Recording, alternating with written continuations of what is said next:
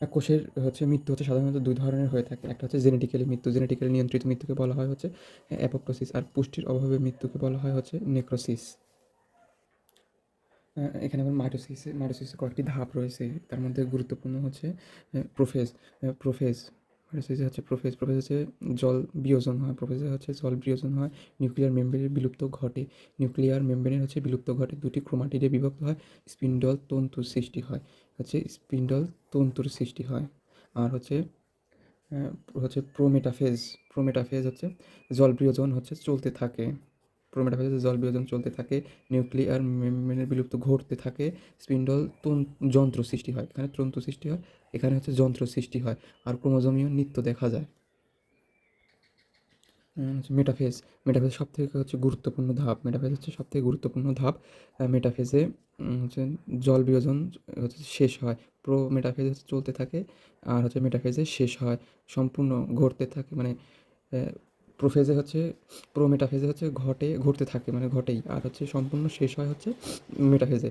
আর সবচেয়ে মোটা হয়, সবচেয়ে খাটো হয়, দৃষ্টিগোচর হয় হচ্ছে মেটাফেজে। সেন্ট্রোমিয়ার বিভাজন শুরু হয়, মেটাকাইনেসিস ঘটে। আর এনাফেজ হচ্ছে মেরুমুখী চলন ঘটে, বিএলজেআই আকৃতির হয়। বিএলজেআই আকৃতির হয়। টেলোফেজে হচ্ছে সব কিছুর উল্টো, প্রোফেজের উল্টা হচ্ছে টেলোফেজ। তাহলে এখানে প্রোফেজে যদি জল বিয়োজন ঘটে, তাহলে এখানে জল যোজন ঘটবে। নিউক্লিয়ার মেমব্রেনে বিলুপ্ত ঘটতে থাকলে এখানে আবার সূচনা হবে। সম্পূর্ণ উল্টো ধাপ হচ্ছে টেলোফেজ। মিওসিসের হচ্ছে ৪টি ধাপ রয়েছে। তার মধ্যে হচ্ছে মিওসিসের প্রোফেজ ১ সবচেয়ে দীর্ঘস্থায়ী পর্যায়, ৫টি উপপর্যায় রয়েছে। তার মধ্যে ১ হচ্ছে লেপ্টোটিন। লেপ্টোটিনে হচ্ছে রঞ্জক ধারণ ক্ষমতা বাড়ে, ডিএনএ হচ্ছে দ্বিগুণ হয়, পোলারাইজ বিন্যাস হয়, ফুলের জোড়া হয়। আর হচ্ছে জাইগোটিন। জাইগোটিন হচ্ছে সিনাপসিস প্রক্রিয়ার বাইভ্যালেন্ট জোড় তৈরি হয়। সহজে মনে রাখা যায় হচ্ছে জোড়বাদ সেরি দ্বারা। আর হচ্ছে প্যাকাইটিন। এটা হচ্ছে প্যাকাইটিনের tetrad, sister, non sister, chiasma হচ্ছে ক্রসিং ওভার, এগুলো তৈরি হয়। হচ্ছে কায়াজমা হচ্ছে সংযোগস্থল, ক্রসিং ওভারের সংযোগস্থল হচ্ছে কায়াজমা। আর ক্রসিং ওভার হচ্ছে মানে জিন বিনিময় করে। জিন বিনিময় করে সর্বপ্রথম ক্রসিং ওভার লক্ষ্য করছে হচ্ছে মর্গান হচ্ছে ভুট্টায়। আর হচ্ছে ডিপ্লোটিন হচ্ছে বিকর্ষণ বা প্রান্তীয়করণ বা টার্মিনালাইজেশন বলা হয়। হ্যাঁ, কোষচক্র। কোষচক্রের ইন্টারফেস দশায় ব্যয় হয় হচ্ছে ৯০-৯৫%। আর মাইটোসিস দশায় ব্যয় হয় হচ্ছে ৫-১০%। গুরুত্বপূর্ণ হচ্ছে ইন্টারফেসের আবার হচ্ছে ৩টি দশা রয়েছে। তার মধ্যে হচ্ছে ১ নম্বর হচ্ছে G1, ২ নম্বর হচ্ছে এস বা সংশ্লেষণ দশা, আর ৩ নম্বর হচ্ছে G2। তাহলে হচ্ছে জি ওয়ান এর মোট সময়ের ব্যয় হয় ৩০-৪০% সময় G1 এ ব্যয় হয়। সিডিকে, মানে যেখানে সিডিকে কথা থাকলেই হবে হচ্ছে G1। সিডিকে কথা যেখানে থাকুক সেটা হবে হচ্ছে G1 উত্তর। আর হচ্ছে এস বা সংশ্লেষণ দশা বললে উত্তর হবে হচ্ছে এস। এটা হচ্ছে বস দশা, এখানে সকল কিছু তৈরি হয়। হচ্ছে বস দশায়, তার মানে এর সময় বেশি লাগবে। সময় লাগবে হচ্ছে ৩০-৫০%। আর হচ্ছে ডিএনএ তৈরি হবে, অনুলিপন হবে। এখানে ডিএনএ তৈরি হবে, অনুলিপন হবে। আর G2 দশা হচ্ছে ১০-২০%। আরেকটা গুরুত্বপূর্ণ টপিক হচ্ছে কোথায় ঘটে? আসলে হচ্ছে অ্যামাইটোসিস কোথায় ঘটে, মাইটোসিস কোথায় ঘটে, মিওসিস কোথায় ঘটে? অ্যামাইটোসিস ঘটে হচ্ছে কতক ব্যাকটেরিয়া আদি কোষে বা ইস্টে। আর মাইটোসিস ঘটে হচ্ছে সকল দেহকোষে, অর্থাৎ দেহকোষে মাইটোসিস ঘটে। আর মিওসিস ঘটে কোথায়? মিওসিস ঘটে নিম্ন শ্রেণীর উদ্ভিদের হচ্ছে নিম্ন শ্রেণীর উদ্ভিদের জাইগোটে, অর্থাৎ শুধু এন। আর হচ্ছে উচ্চ শ্রেণীর উদ্ভিদের হচ্ছে জননমাতৃকোষ হচ্ছে 2n। স্পোরোফাইটিক বা স্পোর মাতৃকোষ, জননকোষ বা গ্যামেটে হয় হচ্ছে উচ্চ শ্রেণীর মিওসিস।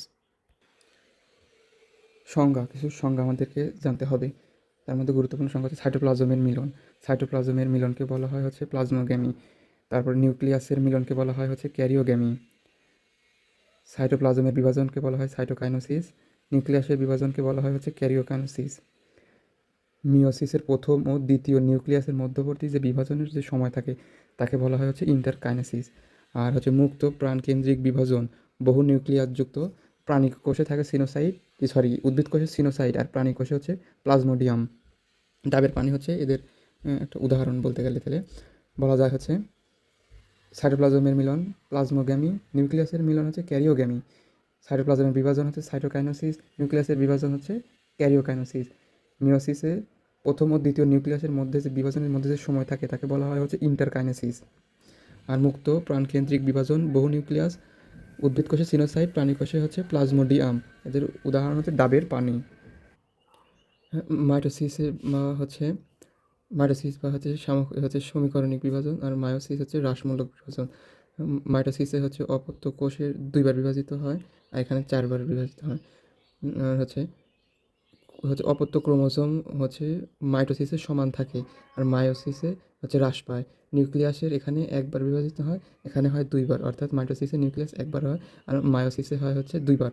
ক্রোমোজোম সংখ্যা এখানেও 1বার বিভাজিত হয়, এখানে 1বার বিভাজিত হয়, অর্থাৎ মাইটোসিস হচ্ছে সমতা রাখে, বিভাজন হওয়ার সময় সমতা রাখে, আর মায়োসিস হচ্ছে হ্রাস ধ্রুব থাকে, ধ্রুব রাখে।